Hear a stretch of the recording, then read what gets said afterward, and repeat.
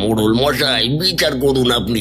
হারানদার সকালে আমার ঘর থেকে আমার সব দামি মাছ চুরি করে নিজের খেতে নিয়ে গেছে।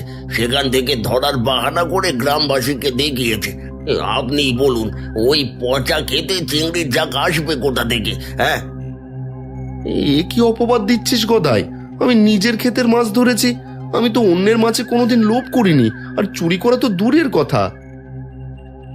ওর কচু খেতে কোনো মাছ ছিল না মোড়ল মশাই, সব ছিল আমার কেনা মাছ। কাল রাতে ওগুলো সব আমার বাড়িতে বালতি ভর্তি করে রাখা ছিল, এখনো কিছু মাছ আছে।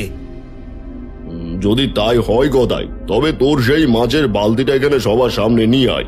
আমরাও দেখি তোর বাগদা চিংড়িগুলো কত বড় বড় ছিল। নিজের কথায় নিজেই ফাঁসলাম। ওটা আসলে মোড়ল মশাই, ওটা এখন বাড়িতে নেই। কে যেন ওটা সরিয়ে ফেলেছে। আমি অনেক খুঁজেও আর পাচ্ছি না বালতিটা।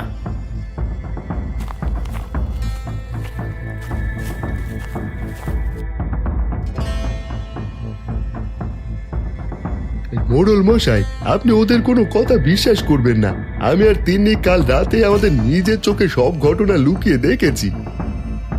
হ্যাঁ গো মোড়ল কাকু, গদাই কাকার কালু চোর কাল মাঝরাতে আমাদের খেতে জাল ফেলেছিল।